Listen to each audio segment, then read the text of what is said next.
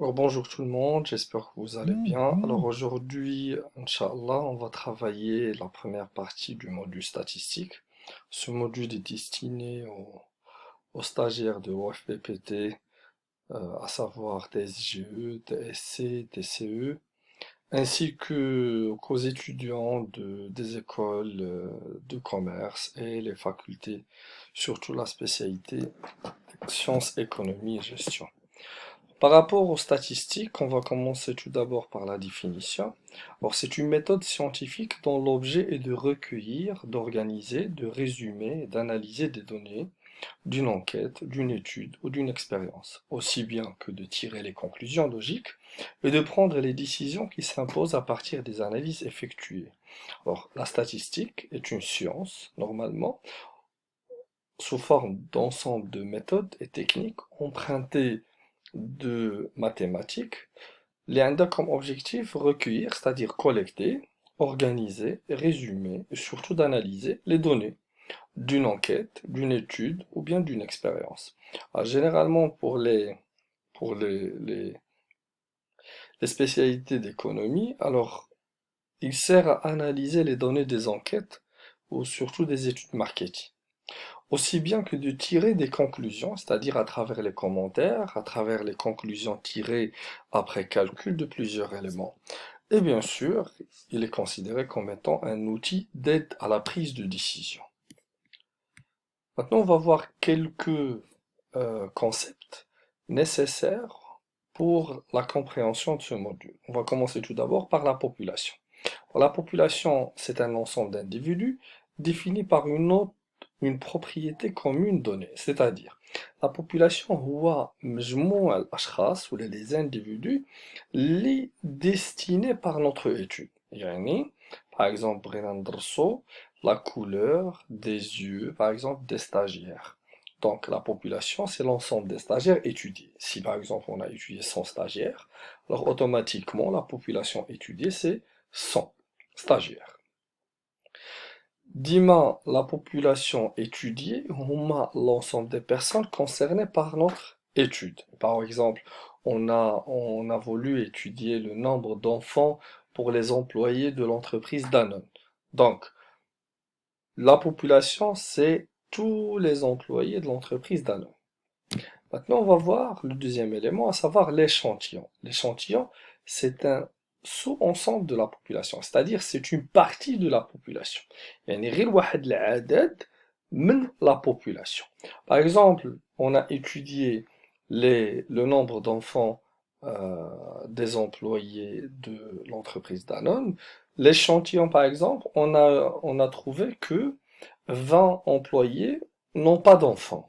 C'est-à-dire, l'échantillon, c'est 20 employés. Si on pose la question, combien d'employés n'a pas d'enfants, alors le résultat, c'est 20 employés. هذا هو l'échantillon, une partie de la population. Maintenant, on va voir l'individu, ou bien unité statistique. Unité statistique ou l'individu, c'est chaque élément de la population ou bien de l'échantillon. يعني كل واحد من la population ولا كل واحد من l'échantillon. يعني si on a étudié le nombre d'enfants pour les employés de l'entreprise Danone, يعني l'unité statistique, الوحدة اللي درسنا un employé واحد. Là, par exemple, on a étudié la couleur des yeux des stagiaires, et l'unité étudiée, c'est un stagiaire. La taille, c'est le nombre d'individus. Et là, le nombre d'individus par un échantillon, ou عدد الأشخاص في échantillon, كنرمزوا ليه ب NI. NI, petit n, d'accord? Petit n. Il a, كنهضروا على la population, يعني N, la taille de la population, كنرمزوا لها بgrand N. Et la taille de la population, ou le nombre de personnes qu'on a étudiées, كنرمزوا ليه بgrand N. Le caractère. Le caractère, c'est l'aspect particulier que l'on désire étudier. C'est-à-dire, c'est l'élément qu'on a étudié ou bien qu'on désire étudier. Tout à l'heure, on a pris l'exemple de nombre d'enfants pour les employés de l'entreprise Danone. Le caractère étudié, c'est le nombre d'enfants. On a choisi comme exemple aussi la couleur des yeux des stagiaires. Et le caractère étudié, c'est la couleur des yeux. Supposons par exemple, on a étudié le chiffre d'affaires réalisé par plusieurs entreprises. Donc, le caractère étudié, c'est le chiffre d'affaires. On a étudié par exemple la mention du bac pour les stagiaires TSC par exemple. Donc, la mention du bac, c'est le caractère étudié. Alors, le caractère, c'est l'élément qu'on a étudié ou bien qu'on désire étudier. Les modalités. Les modalités, c'est les possibilités de réponse. C'est les différentes manières que peut présenter un caractère. Et les possibilités de réponse. Tout à l'heure, on a pris comme exemple la couleur des yeux. Alors, les possibilités de réponse, c'est noir, marron, bleu, vert. On a étudié aussi le nombre d'enfants pour le personnel de l'entreprise Danone. Donc, on peut avoir comme possibilité de réponse 0 enfant, 1 enfant, 2 enfants, 3 enfants, 4 enfants, 5 enfants, 6 enfants, etc. Si on a étudié le chiffre d'affaires réalisé par plusieurs entreprises, alors là, on aura des intervalles entre, par exemple, 1 million de dirhams et 10 millions de dirhams, de 10 millions de dirhams à 20 millions de dirhams, de 20 millions de dirhams à 30 millions de dirhams. Alors, هادو les modalités de réponse, c'est les réponses possibles, les possibilités.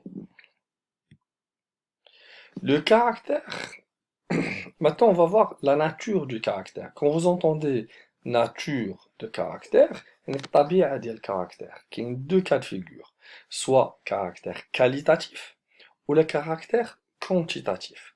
On commence par le caractère qualitatif. Alors, le caractère qualitatif, c'est lorsqu'on a des modalités sous forme de concepts, sous forme de réponse nominale. D'accord? Et on n'a pas des chiffres. Par, par exemple, si on a étudié la couleur des yeux, alors les réponses possibles, les modalités possibles, c'est marron, noir, vert, bleu. Si on a étudié par exemple la couleur, par exemple, de la voiture des employés de l'entreprise Cosumar, alors on aura blanc, bleu, noir, rouge, etc. Si, par exemple, on a étudié la spécialité de chaque étudiant, alors on aura sciences éco, on aura SVT, on aura PC, on aura littéraire, etc. Alors, si on a étudié le sexe des stagiaires du groupe, par exemple, des SGE, alors on aura des hommes et des femmes, etc. Comme vous pouvez le remarquer à travers les exemples, on a des réponses nominatives. Au niveau du caractère qualitatif, on a deux possibilités. Soit un caractère qualitatif nominal ou bien un caractère qualitatif ordinal. Caractère qualitatif nominal, c'est lorsqu'on a des réponses sous forme de non. D'accord? Ils sont appréciables et non pas dénombrables. Lorsqu'on a des réponses sous forme d'un ordre, alors à ce moment-là, on parle de caractère qualitatif ordinal. Comme exemple, quel est votre degré de satisfaction par rapport à l'utilisation de votre téléphone portable? Est-ce que vous n'êtes pas satisfait, plutôt satisfait, ou bien très bien satisfait? Alors, on a un ordre. Quand on veut, par exemple, demander à quelqu'un de classer par ordre de préférence ses marques préférées, à ce moment-là, on aura par exemple comme réponse iPhone, Samsung, Huawei, Oppo. Alors là, on a des réponses nominales, mais il y a un certain ordre. Là, on parle de caractère qualitatif ordinal. Maintenant, on va parler du caractère quantitatif. Le caractère quantitatif, c'est lorsqu'on est face à des modalités qui sont numériques, qui sont chiffrées, qui sont dénombrables et quantifiables. Par exemple, si on veut étudier l'âge, on aura des chiffres. Si on veut étudier la taille, on aura des chiffres. Si on veut étudier le poids, on aura des chiffres. Si on veut étudier le nombre de stylos par stagiaire, on aura des chiffres. Si on veut étudier la note du bac, on aura des résultats sous forme de chiffres. Par contre, au niveau du caractère quantitatif, on a deux cas de figure, soit quantitatif discret ou bien quantitatif continu. Quantitatif discret, c'est lorsqu'on est face à des modalités qui sont indivisibles. يعني ما كيقبلوش التقسيم. Ou les réponses qui sont sous forme d'un chiffre exact. Par exemple, quand on parle de nombre d'enfants, soit on aura 0, 1, 2, 3, 4, 5. Il n'y a pas une possibilité de dire j'ai un enfant et demi. D'accord? Ou là, j'ai 2 enfants et 25. Ado est le caractère discret. Si on veut étudier le nombre de PC, si on veut étudier le nombre de véhicules, si on veut étudier le nombre d'enfants, le nombre de frères et sœurs, Ado, ce sont des éléments qui ne permettent pas la division. Par contre, quand on parle de caractère quantitatif continu, là, ce sont des modalités qui sont divisibles. Divisibles, c'est-à-dire, il accepte une division. Par exemple, si on parle de la taille, c'est un caractère divisible. Pourquoi? Parce que quand on dit à quelqu'un, vous mesurez combien? Il vous dit 1,60 m. 1,60 m, c'est 160 centimètres. C'est-à-dire, il permet la division, mais le mètre, centimètre, etc. Si on demande à quelqu'un combien vous avez comme argent de poche ou bien du salaire, je prendrai le salaire, je prendrai là un montant qui peut être traduit autrement. قد يقولك عندي 4000 درهم، عندي 80,000 ريال، عندي 4000 درهم فاصلة 26، عندي 4040 درهم فاصلة 26. هنا في le caractère quantitatif كيكونوا les modalités sous forme d'intervalle. Par contre, le caractère quantitatif discret كيكونوا sous forme de chiffres اللي كيف ما كنقولوا أعداد صحيحة طبيعية. Bon, on a déjà vu le caractère quantitatif, discret et continu. Alors, quand on parle de série statistique, c'est le dernier élément de cette vidéo. Alors, quand on parle de série statistique, c'est l'ensemble des différentes données associées à un certain nombre d'individus. هما المعطيات اللي عندهم علاقة بواحد العدد ديال les individus. Par exemple, si je voulais étudier les notes de mes stagiaires, alors j'aurais par exemple Monsieur X a eu 20, Mademoiselle Y a eu 18, Monsieur X a eu 10, Mademoiselle Y a eu 15. Alors j'aurai un ensemble de données, ils sont appelés séries statistiques.